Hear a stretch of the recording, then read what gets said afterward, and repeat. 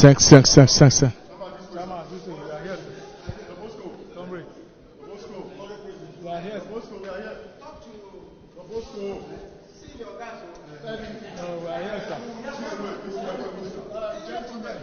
What was communicated to you as the outcome of the meeting?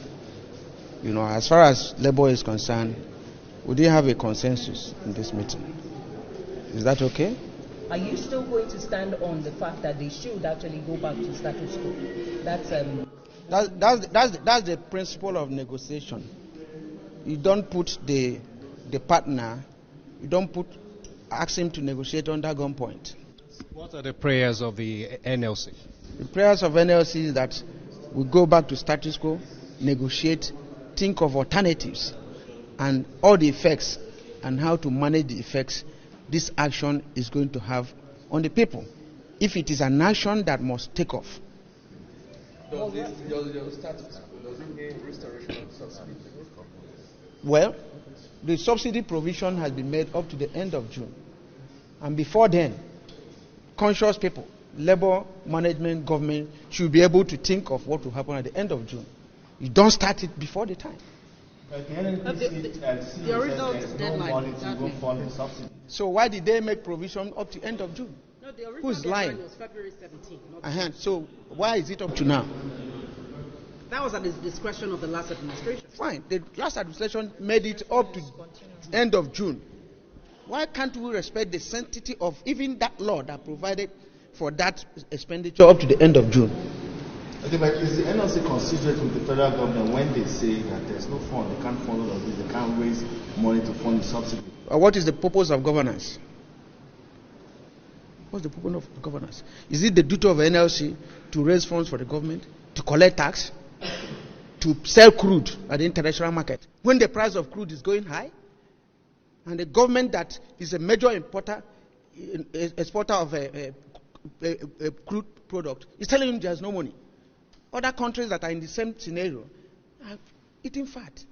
Mr. President, do you think it's realistic to continue payment of subsidy? Why do you keep on hammering on subsidy? What do you understand by subsidy? Has anybody explained to you the meaning of subsidy?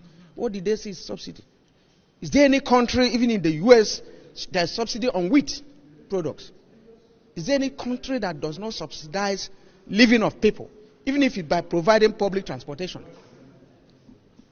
Well, those are issues we are looking at. If you're a major, producer of crude, and you refine abroad, you carry the crude abroad and refine and bring it, definitely there will be difference in the price, and that's what they are paying.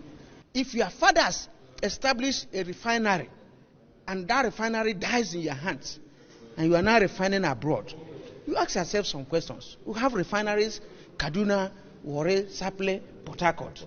Why are they not functioning? That we have to go and refine abroad.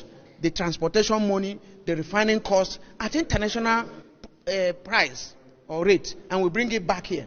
And the same government pays the difference in cost of what it is here and what it's internationally. That's the subsidy they are telling you about. But what happens if the government says they cannot practice? You are still talking in the sense of in the state of dictatorship. What will happen if this state is not all about conversation? It's not democratic way. If you say this thing is happening this way and you are engaged in discussion, if what happens there is take it or leave it, which doesn't have any space in the current dispensation. It's all about the people. The people matter. If they say, this is the project you are bringing, you are removing subsidy, you have been spending money for this difference. Remember 2011 we were here, this compound, and we agreed on some principles. Repair our refineries, to start operation latest by December last year. They were not done. We agreed on issue of CNG. The CNG product is eco-friendly and is cheaper than the PMS that are selling now. And some people say they can convert within 3 months. If we have done all these things, what will you be calling subsidy?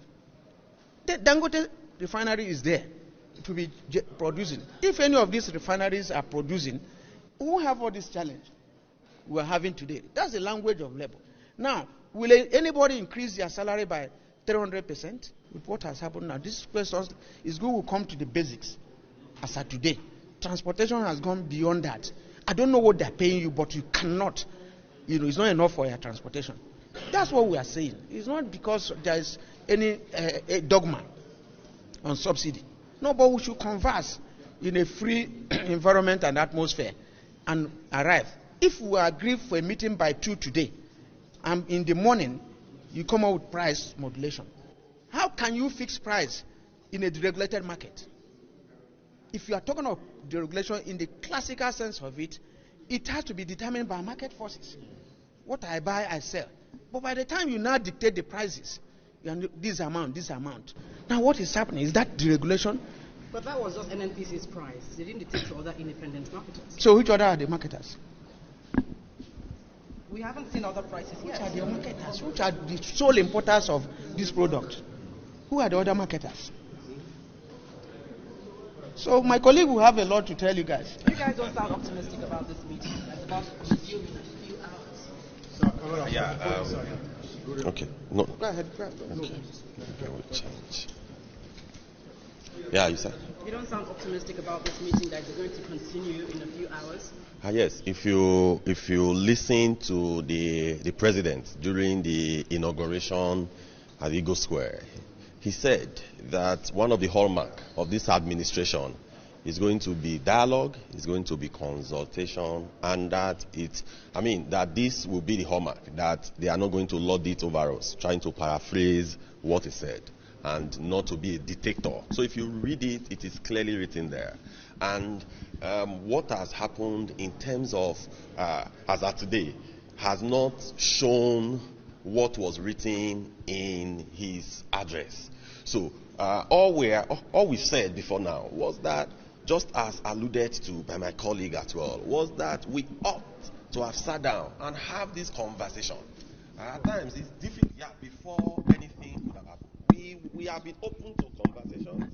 We started it in 2021, and somewhat part of 2022. But at the end of the day, they told us that they were not removing subsidy. So there was no conversation whatsoever. So for over a year, there wasn't formal engagements and formal meetings.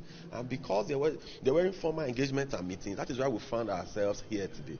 If we had met before now, we could have proposed a lot of things. Just as the CNG has said, we have experts in our midst who could have proffered some solutions on even the CNG, how it could be done faster, what are the things that could be done. Because our own is, how do we protect the Nigerian workforce? So it is not about grandstanding, but it's just about how do we protect the workforce. So for us, clearly, we have stated in the meeting today that let's status quo ante remain, while we go back, have conversations with our principals, because the workers are clearly our principals. So we'll go back and have conversations with them.